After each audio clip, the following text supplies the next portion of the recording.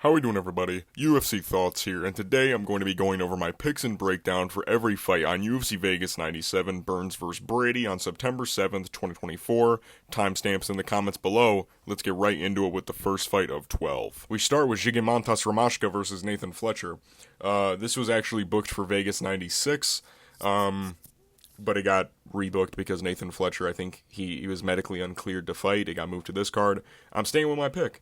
I'm staying with Zygimantas. I like him in this fight. I think Zygimantas, he's one of those dudes who came over from the military and into MMA. He reminds me of Benoit Saint-Denis a lot, and it's because of his fight style. He's very, you know the word I'm about to use. He's a marauder, man. He's a fucking marauder. Here's the fucking thing, you guys. This dude Ziggy's a fucking marauder, dude. He's just going to walk forward, and Nathan Fletcher, I don't like how he looks on his back foot. Ziggy works really well in the clinch with his knees. Nathan Fletcher is mostly a ground stylistic fighter, and he had some decent moments against Khan in certain moments in their fight.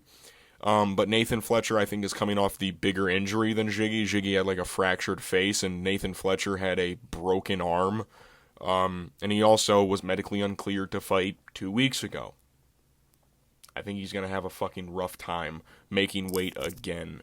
So I think Ziggy's going to have a huge size advantage against him, and he uses his size very well. He really, really likes to put it on dudes. Pause, heavy as shit, but you get what I'm saying. He's a very pressure-style fighter. He will walk you down. You can hurt Ziggy as bad as you want. He will continue walking forward, and Ziggy, his defense is a little spotty, but I don't really rate the striking of Nathan Fletcher all that much.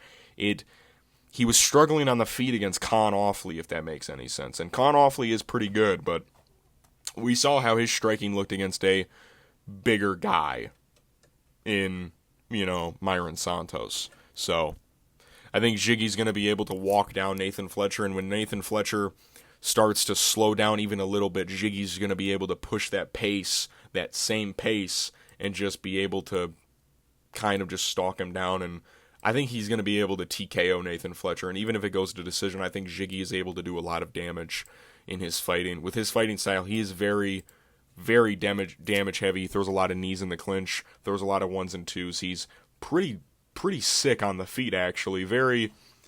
He's a fucking marauder. But he does do a lot of damage, and Nathan Fletcher, I don't think he does even a close amount of damage to Ziggy. And Ziggy, the problem with this fight is that Nathan Fletcher is a great wrestler, and he also is from, I want to say Nathan is from that gym that Paddy Pimblett is from. I want to say he's from Next Gen. Let me just check. Is he from Next Gen? He is from Next Gen. But Zygimantas actually has great hips and takedown defense. He also has a lot of subs on he's 100% finish rate, and he's got a decent amount of subs on his record, so he does have a little knowledge of what he's doing down there, so he's not going to be like a fish out of water if Nathan Fletcher does get him in certain positions, you know what I mean? But this should be a fun fight. I'm glad it got rebooked, and I think Ziggy's going to either be able to finish him late, finish Nathan late, or just beat him by unanimous decision. I'll go 30-27, possibly 29-28 if Nathan Fletcher does have a significantly better first round than I think he will have, but it is possible because Ziggy is kind of open on the feet, but I don't really rate the striking of Nathan Fletcher. So Zygimantas Ramaska. We move to Andre Petroski versus Dylan Budka. I'm going to go with Andre Petroski in this one. I hate to say this about a fighter because I want to say that every fighter is good, but I just don't really think Dylan Budka is all that good. Even on his Contender Series performance, watching it back, I'm just like, this guy, his whole thing is wrestling, but he's not really even that good at that. He doesn't do a lot of damage. He's very smudge. He's a very smudge wrestling type. And you got him going against a guy like Andre Petroski, who is very dangerous on the feet. Not because he's good or anything, because Andre Petroski's striking is a little shit, but he has a lot of power in his hands, and he does know what he's doing somewhat. He has a nice jab at moments, but his chin is suspect. But I don't think Dylan Budka's going to be able to take advantage of that. But also, Andre Petroski is a great grappler. I just don't really see any way of Dylan Budka for winning, because also his cardio kind of sucks. So I don't, like, is he going to be able to take down Andre Petroski and expose his gas tank more than we've already seen it be exposed? Like, I don't think Dylan Budka is an insane, like, submission threat either. Like, he's not very good. I'm sorry. Like, he wasn't able to consistently, like, he didn't even take down Cesar Almeida once. Like, Roman Kopylov got more takedowns than this fucking guy against Cesar Almeida. And he's a fucking kickboxer. This dude's whole thing is wrestling. You know what I mean? He's shit. I don't mean that, of course. Like, he's in the UFC for a reason, right? Because he is somewhat decent, but he's not good against UFC caliber fighters, if you get what I'm saying. I think Andre Petroski is going to win this fairly easily. I think Dylan Budka is a little soy as well. He does kind of crumble, not even to really hard shots. Like in the Cesar Almeida fight, literally he couldn't get a takedown. So in the second round, or was it at the end of the first round? Did he get finished in the first round of that fight? No, it was earlier in the second round. He kind of just like gave up and crumbled to the ground. I think Andre Petroski is going to be able to go at a pace with Dylan Budka. I don't think Dylan Budka's striking is good, so he's not going to be able to chin Andre Petroski, even though Andre Petroski's chin is very suspect.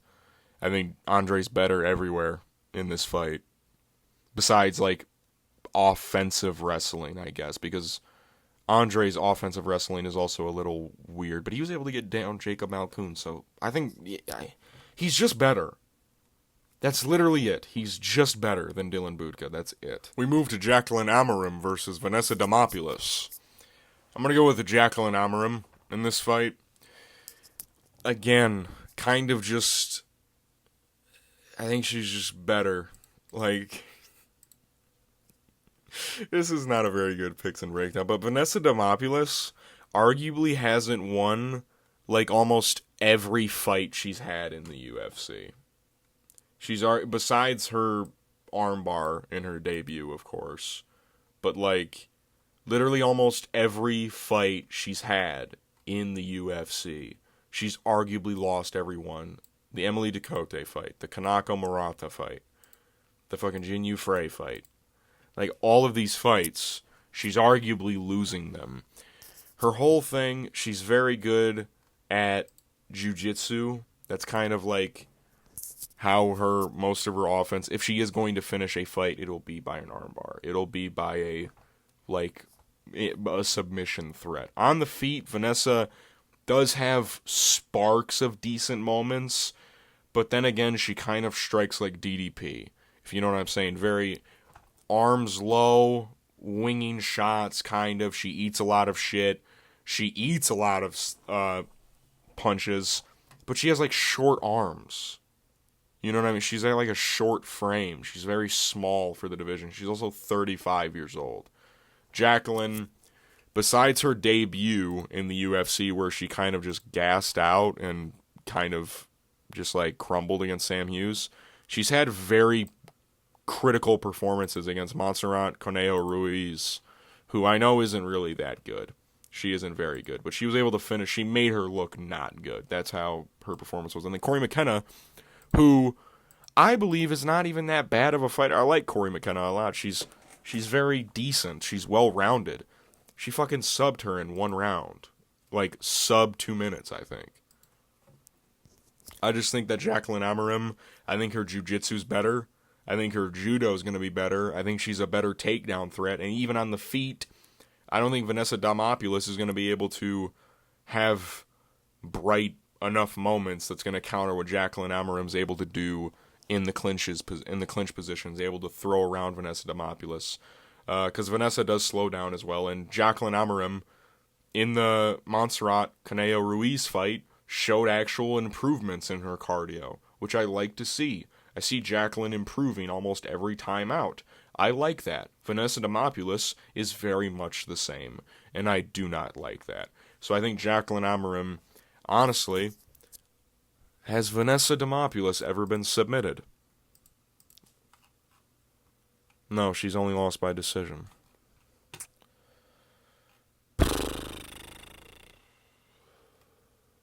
I'll go Jaqueline by decision. I think she's going to be able to do a lot of damage on the ground if it does get there. So, yeah. I just don't really think Vanessa Demopoulos is all that good. But then again, she somehow wins almost every fight. So honestly, this could be another robbery. Who fucking knows?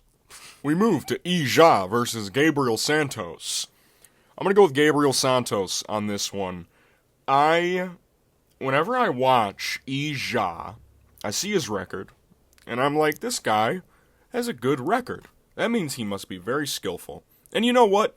Ija, he is. He is very well-rounded, not very well-rounded, very well-versed on the ground. His stand-up is where I have very big issues with E. He doesn't really look all that good. He's a heavy wrestler-style fighter. And Gabriel Santos,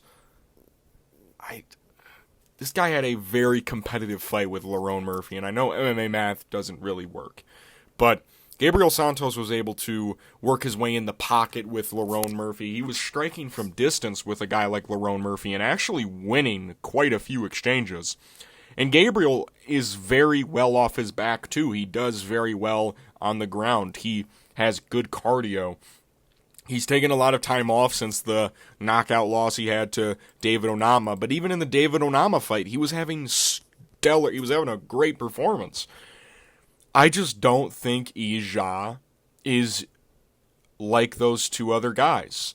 He's a heavy grappler whose cardio isn't really the greatest. He's very clinch heavy if he can't get it to the ground. And Gabriel Santos, he's one of these Brazilian guys who doesn't really allow himself to get controlled. He's always working off his back. He showed that in the Lerone Murphy fight. And I don't think Ija has the striking because Gabriel Santos does leave his chin in the air sometimes. I don't think Ija has what it takes to clip Gabriel Santos. I don't think his striking is nearly good enough. I think Gabriel Santos is going to tune up Ija, and he's going to be able to defend takedowns, and I just don't think Ija is it. I don't think he's a guy that's going to prosper in the UFC. We already saw him against Jung Young Lee, and Jung Young Lee, from what we've seen, after the Hyder Emil fight, he's very beatable. And Ija looked not good in that fight, if I'm being honest. He looked not very good. He was getting tuned up on the feet because he kind of shells up and just shoots for double legs. Gabriel Santos himself has great takedowns and takedown entries, if I'm being honest. He had some very good sweeps and trips against Lerone Murphy, who we've seen is very fucking good. So I think Gabriel Santos is just going to be the better fighter. I think he has better stand-up. I think he's going to be able to defend takedowns. Even if it does get to the ground, Gabriel's able to get his way back to the feet.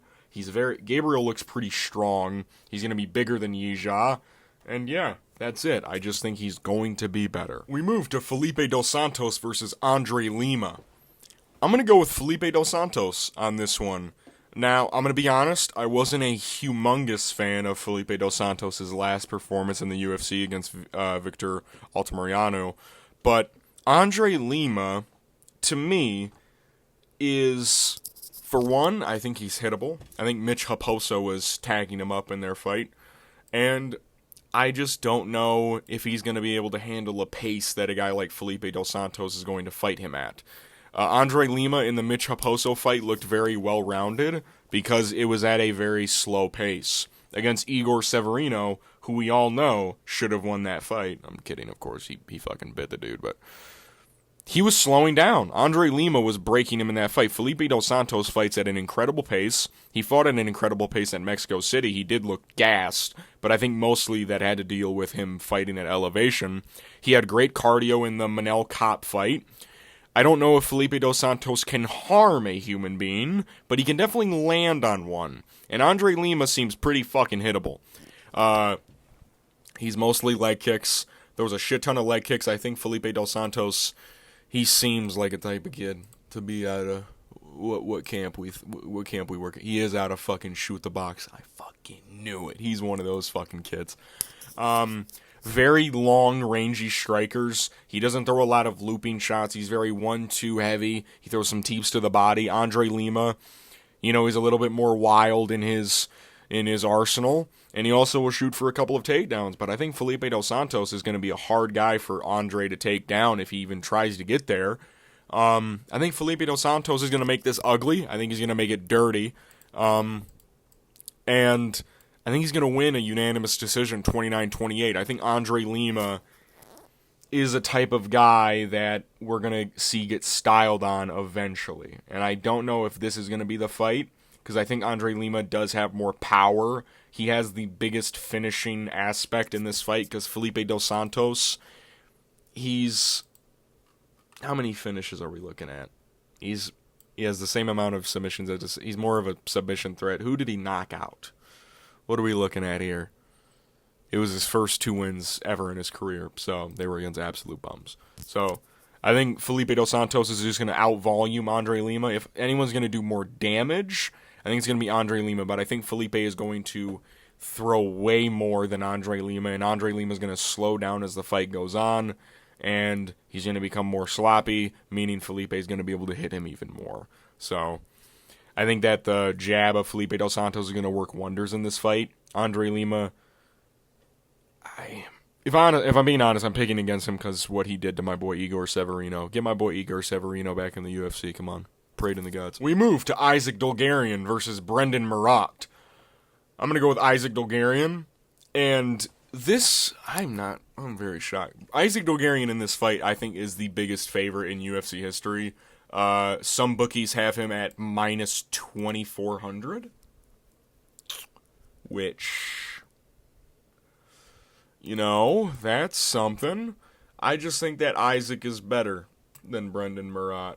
Brendon Marotte, in his debut, kind of got fucking steamrolled a little bit. Not a little bit, a lot of it, by Terrence McKinney. He's mostly a stand-up fighter. I think he's just going to get ragdolled by Isaac Dulgarian. Isaac Dulgarian has a fire lit under him after that robbery against, fucking, what's the fat cunt's name? God, I can't even think of his name right now. Christian Rodriguez, C-Rod. Isaac Dulgarian. Now, if this fight does go longer, we do know that Isaac Dulgarian does struggle cardio-wise, but I don't think Brendon Marotte is going to be a guy that's going to be able to get up. I think Isaac Dulgarian's going to fucking wash this guy, especially when we factor in the fact that Isaac Dulgarian beat the ever-living piss out of Francis Marshall, who we just saw put on a very good performance against Denis Buzukja. So I think Isaac Dulgarian, and Francis Marshall is a great wrestler, by the way. Brendon Marotte, not very good. Kind of a guy that they signed for short notice fights. Yeah, I don't know. I don't think this guy is any good. So I think Isaac Dulgarian first round TKO on the ground. Because already his chin already is suspect to me because that knee was fucking... And also, does he have any, even good wins? The last guy he beat is 11-22. 3-2. 9-5. Okay, we got a WMMA record. 9-1. Okay. 0-4. All right. 0-3. All right. 3-3. All right. 0-1. All right. So he hasn't beat anyone besides Dan Debuke with a positive record. Yeah, I just think this guy's going to get slaughtered. We move to the featured prelim, Rongzhu versus Chris Padilla. I'm going to go with Rongzhu. I think he's going to be able to win by unanimous decision 30-27. Chris Padilla, again, another one of these guys, had a pretty solid debut against James Yontop, but now that we're seeing James Yontop keep competing, he's not really all that good. He was very touted going into the UFC for some reason, and I fell for the hype train. Ugh. But Chris Padilla, a lot of where he has success is short-range encounters, clinch, and the ground. He can land some big punches on the feet, but he prefers to get some work done on the ground. Rongzhu, I think he's a pretty thick 5'9". He's not one of these 5'9s where he's skinny. Both him and Chris are both pretty thick 5'9s. But Rongzhu, I think, is just going to be able to use his frame a little better. He has the ground game in his back pocket if he wishes to go that route, because Rongzhu is pretty fucking strong and he's got good cardio. And this isn't a fight where, the guy he's fighting has a significant size advantage over him, because that's what caused him to lose so badly to Ignacio Bahamondes. Sorry. I'm yawning. But he's also a guy on the road to UFC who isn't fighting guys with like half and half records where they're like 12 and he's fighting guys with like 10-2 records, 8-2 records, 10-3, and he's finishing 2 of those guys. So I think Rongzhu is actually going to be some talent. We've seen him fight in the UFC before. He's still 24 years old, has a shit ton of experience. And I don't know if Chris Padilla is going to be a type of guy who's going to be able to beat Rongzhu, if I'm being honest. So I think Rongzhu is going to go in there. I think he's going to be able to land at range if he so pleases. I like Rongzhu's jab and his 1s and 2s. He'll throw a leg kick here and there. But I think when it gets to the ground and scrambles, I think Rongzhu is going to be a bit more strong than Chris Padilla, and we're going to see a big difference. We move to the start of the main card, Trevor Peek versus Yanal Ashmouz. I'm going to go with Yanal Ashmouz on this one. I can't go with Steve from Minecraft, sadly. I think this fight's going to be very wild on the feet for as long as this fight lasts. Both Trevor and Yanal have chins, but I think Yanal is I know it's not that hard to be more technical than Trevor Peek, but he's more technical than Trevor Peek. It's the reason why I'm picking him. Yanal also does have some wrestling prowess in his back pocket. He never really uses it in his fights. Well, he hasn't used it in his UFC tenure because, of course, But also in his last fight against Chris Duncan, he, of course, broke his arm. I think it was his right hand, which is his dominant hand. It's his rear hand for power. So in this fight, it looks like he took a shit ton of steroids as well, so I think we're going to see Trevor Peek have a rough going on this one. I think Trevor can have moments on the feet with, Yanal kind of rushing in, because he does rush in and leave his chin in the air, but Yanal has a good enough chin to take the shots off of Trevor Peek, I feel. And I think Trevor Peek does the same thing. He leaves his chin all up in the air, and Yanal Ashmouz is small. There's no way he's 5'9", by the way. He's not 5'9", but also Yanal Ashmouz, he's kind of a unit. He's kind of like a small fucking soldier out there, and I think he's going to be able to withstand any power shots that Trevor Peek throws. I like the inside hooks of Yanal Ashmouz. Even in that fight against Chris Duncan with a broken arm, he was still landing pretty heavy shots during moments, and Chris Duncan, of course, was able to take them pretty well because, Yanal Ashmouz broke his fucking arm. I think Yanal might even be able to ragdoll Trevor Peek a little bit in this fight. I know Trevor Peek has been working on his takedown defense and all that, but I think Yanal might just be able to out-cardio him as well if he implies the grappling, because Trevor Peek, his cardio still is very iffy, and Yanal Ashmouz, they got a pretty good gas tank on the kid. So, sadly, I'm going to go with Yanal Ashmouz. I don't think there's no way he finishes Trevor Peek, but I think he's going to be able to he's going to land some pretty heavy shit on his chin for sure. We move to Matt Schnell versus Cody Durden. Ah, man. God, I wish Alessandro Costa was still in this fight because that was such an easy pick. Because here's the thing. I know I'm not starting this off in the greatest way because I usually just get right into my pick. But this fight is actually so fucking weird, because I think that if this fight is booked for regular timing, regular layoffs, I'd pick Cody Durden. But Cody Durden took this on a week's notice, and he just got knocked out under 2 months ago. Pretty fucking badly, may I add. But in that Bruno Silva fight, prior to the knockout, he was beating the piss out of Bruno Silva. And Matt Schnell doesn't have the greatest chin. But neither does Cody Durden, to be fair. And Matt Schnell, and the thing with Cody Durden, he also can throw himself into submissions, and Matt Schnell does have some brilliant Brazilian jiu-jitsu. But my big issue with this fight is the fact that Cody Durden is a minus fucking 535. It makes me almost not want to pick him. But I'm still going to pick him. Matt Schnell, he's kind of just here.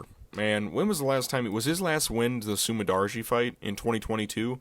Literally, every single time out, this guy is getting rocked. He's getting his ass whooped. He's getting his cheeks clapped, basically, the whole time. Basically, the whole fight. He's getting TKO'd. He gets hurt by any flush shot that lands, and Cody Durden, hate him or love him, is able to land pretty flush shots. Matt Schnell does have decent boxing, he was landing some significant strikes. on Steve Erceg, but then, of course, Steve Erceg landed one thing, and it knocked him out.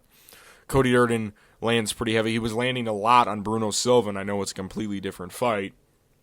But Matt Schnell, I feel, especially as of right now, 34 years old after all the KOs and losses. Shit, I dropped my phone. Can you still hear me? Ah! All right, I got it back.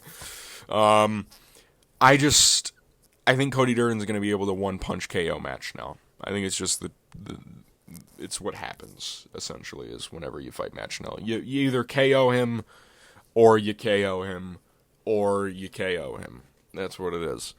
But I would not be shocked if what is Matt Schnell, a plus 300? He's a plus 400. Honestly, I don't say betting advice, okay? Because I don't believe in betting. I'm not a very big gambling guy. If I'm being honest, I think that it's not really worth it in the grand scheme of things. But if you were to lay some change down, just say like 10, 15 bucks, put it on Matt Schnell. Because Cody Durden is coming off a very quick turnaround off of a very brutal KO loss, and I don't really think Cody Durden is even really all that good. So, but I am picking him because I think it is the safer pick, and I'm not really a risk-reward type of guy anymore, and that's coming from a dude who picked Ikram Alaskarov against fucking Robert Whittaker. So, I think that Matt Schnell, he's just too chinny, man. If he wins, like, dude, the fucking... I wish it was still Alessandro Costa. I should have made my video earlier. We move to the featured fight. Steve Garcia Jr. versus Kyle Nelson. A bit of this video I recorded prior to weigh-ins. This portion I'm recording afterwards. I'm going with Steve Garcia Jr. Kyle Nelson missed weight, and he looked pretty bad on the scales. Him and Dylan Budka, which, by the way, makes me even more fucking confident in my Andre Petroski pick, by the way. Holy shit, he looked like death. But yeah, Steve Garcia Jr., I think the way to beat Kyle Nelson is you gotta be able to get in there. You gotta fucking go, Steve Garcia! You gotta go! He's not even from Ray Longo, but he's not from Longo and Sarah, but Kyle Nelson, he's one of these guys, you know, their record in the UFC is dog shit, 4-4-1, but that doesn't speak to how good they are, because Kyle Nelson, for some reason, is actually pretty decent.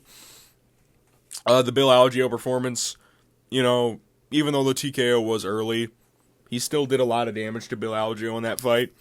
But I think Kyle Nelson, I think he plays it a little too safe, and Steve Garcia is going to make him go forward. He's going to make him throw shots. And when you throw shots against Steve Garcia, one of two things happen. One, Steve Garcia knocks you the fuck out, or two, Steve Garcia goes out flat on his face. But I think that Steve Garcia, as of recent, has been able to kind of find his way in this featherweight division. He's a big fucking guy. He's younger than Kyle Nelson. He's beaten better people, in my opinion. I think Steve Garcia, the Renizong Sungwoo Choi, he beat the shit out of Chase Hooper, Malcazale Costa, Cheyenne Nerd and Becky. He's TKOing all of these guys. Two of which were in the first. The second were in the second round. He layers up the body shots pretty well. He's a killer be killed type of fighter, and Kyle Nelson, when push comes to shove, is going to be forced to fight a killer be killed fight. And I think Kyle Nelson is a guy that doesn't want to do that, but he's going to do it because he's going to be forced to, and he's going to ending up getting clipped a shit ton. Has Kyle Nelson ever been finished? He has. He's been TKO'd twice. Makes me even more. He got TKO'd by Billy Quarantillo. Good. Fucking who else? Carlos Diego Ferreira. Yep. He's going to win. But Steve Garcia, I like his straight punches. He's just so wild. Kyle Nelson is very bread and butter. He does what you need to do to win. But Steve Garcia is going to make him not do that, and it's going to force him into an uncomfortable position, and he's going to make a mistake, get clipped with a right hook on the inside, crumble over, and Steve Garcia is going to get another stupid TKO that doesn't make any sense, but just do it anyway because you're fucking stupid. We move to the co-main event, Jéssica Andrade versus Natália Silva. I'm going to go with Natália Silva. I think she's going to be able to TKO Jéssica Andrade. I think Jéssica Andrade, for how young she is, she's been in a lot of wars. She's been finished a lot, especially as of recently. She's shown very weird moments on the feet, especially, again, as I'm saying, as of recent. She had terrible moments on the feet against Erin Blanchfield. Yan Xiaonan put her on her ass, you know. And Natália Silva, I've said it in a couple other videos. I don't know if I've said it, like, openly. She's honestly my favorite UFC WMMA prospect. I know she doesn't really count as a prospect anymore because she is a top, 10 women's strawweight fighter, but for a long time I was like, this girl's going to be next up. She's very fucking good. I like her striking. Her record does look a little weird with 5 losses, but in the UFC she's won 5 in a row. I think she's on like an 11 fight win streak. She's putting it on these ladies. Her last fight against Viviane Araújo, she put it on her. She's very clean and crisp with her kicks. She has like that Valentina Shevchenko style where she's like, ah! And then she lands punches, and then she throws up a head kick like, yeah! And then it lands. Jéssica Andrade, very short. She's going to have a reach disadvantage. Jéssica did have a good performance last time out at UFC 300 against Marina Rodriguez, but Marina Rodriguez is a little slower than Natália Silva. I like the speed and the youth of Natália Silva in this fight. I think she uses range beautifully, and she has finishing power. She honestly lands very hard, and Jéssica Andrade, as of recent, as I said before, she's been getting finished quite a bit recently. And Natália Silva is very good on the feet. What's her takedown defense? Is it good? Her takedown defense is 91%, so even if Jéssica Andrade looks to clinch in this position and try and go for like inside trips or takedowns, she's not going to be successful. And even then, Natália Silva, she's a crazy on the feet. She has a shit ton of submission wins on her feet as well. She got 7 wins by sub. I think she might even be able to knock down Jéssica Andrade and find a sub on the back. Get a rear naked choke after dropping Jéssica Andrade. I really like Natália Silva.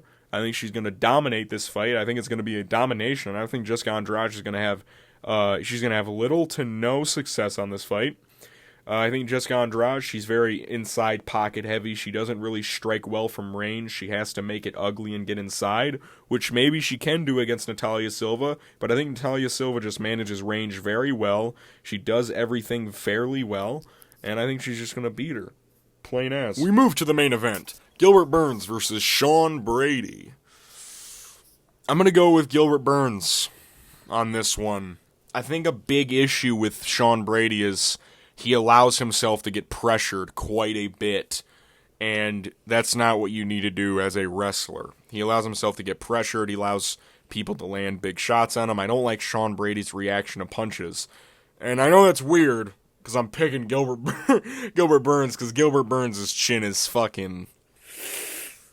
oh boy. It's not the greatest, but Sean Brady... he reminds me of Jared Cannonier. Sometimes he can take a big shot, and then sometimes the littlest of things will offset this dude. And also, whenever you see people pressuring him, especially after round 1, he slows down incredibly quick, because he's very muscly. And I think Gilbert Burns, his whole style, is pressuring people. And Sean Brady, he does have decent boxing. I think Sean Brady's boxing is a little underrated. I think people just think of him primarily as a wrestler. I think that Sean Brady does have good chops on the feet. But I think Gilbert Burns is just better. I think Gilbert Burns may not be more technical, but I think landing value, I think if he's going to be able to land more than Sean Brady. Because Sean Brady almost suffers from trying to be too technical, if you get my drift. And... I think Gilbert's going to back him up against the fence. I think Sean Brady's, especially in that Kelvin Gastelum fight, Sean Brady shot some pretty weird takedowns. In the first round, he literally kind of walked at Kelvin. He was like, and then he got into a clinch exchange. I think Sean Brady's going to look for takedowns. I think one of the things that's going to set this fight apart from the Kelvin Gastelum and many of the others, I think Gilbert Burns, it's a little easy to take him down because he's got a 50% takedown defense. I think the issue comes from trying to keep him down. I think trying to keep him down is very tough because Gilbert Burns is always searching for some bullshit off his back. Like Khamzat Chimaev couldn't really hold down Gilbert Burns for super, super long, and I don't think Sean Brady's going to be able to either. Now, this could be an example of where we see age just touch an athlete and they look like death, just in the matter of a couple of months. But I don't think we're going to see that. I think we're going to see Sean Brady become a nail, and I think Sean Brady hates being a nail. I think Sean Brady doesn't have as much success being a nail, being on the back foot. I think Gilbert Burns is going to put him on the back foot. I think Sean Brady's going to shoot lazy takedowns, and he's going to gas out. I think Gilbert Burns, I know his cardio isn't the best, if I'm being honest. Gilbert Burns also does tire out a little bit. I think Gilbert Burns is going to be able to TKO Sean Brady late in round 2. I think Sean Brady is going to gas himself out, trying to overexert himself, overextending, because Sean Brady does overthrow quite a bit. Sometimes, not quite a bit. He overthrows in moments, and I think Gilbert Burns is going to be able to tag him up. I think if Gilbert Burns lands maybe 2 flush right overhands, or just right hands in general, I think Sean Brady's going to go down, and I think he's going to crumble and give up, because we've seen Sean Brady have weird reactions where he just kind of like shells up, and he's like, no, stop it. Like, Michael Chiesa was piecing this dude up on the feet in moments.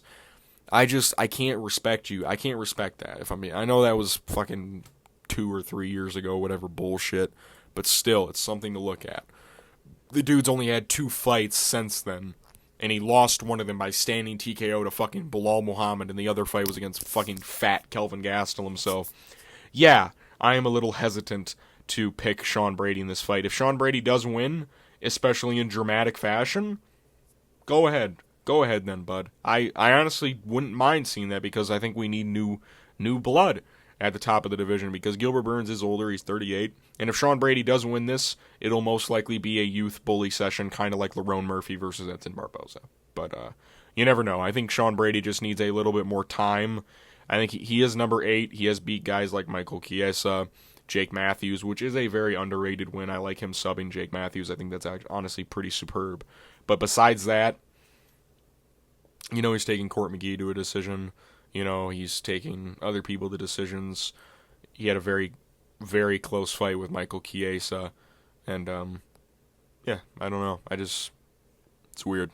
So I'll go Gilbert Burns, second round TKO. I'm UFC Thoughts. These have been my picks and breakdown for every fight on UFC Vegas 97, Burns vs. Brady on September 7th, 2024. My confident picks reside with Andre Petroski, Isaac Dulgarian, and in the co-main event, Natália Silva. My pre-card rating is a 7 out of 10. This card has suffered some losses, like Ryan Spann, OSP. There was supposed to be, Calvin Kattar was supposed to be on this card, from what I remember. Alessandro Costa pulled out. And I think some other stuff happened to the card, but it's still a pretty fucking solid card. I love the main event. Burns and Brady. Fucking insane main event. I'm sorry I didn't get another video out for you guys this week. School, honestly, fucking swamped me this week. I'm not gonna lie, I had like 3 essays. Shit was cooked, alright? I haven't wrote an essay in a fucking minute, so, yeah. I'll try and get some more videos out for you guys next week. I will try. I will try and make some time. But, yeah. I'll see you guys after the fights with my recap. Peace.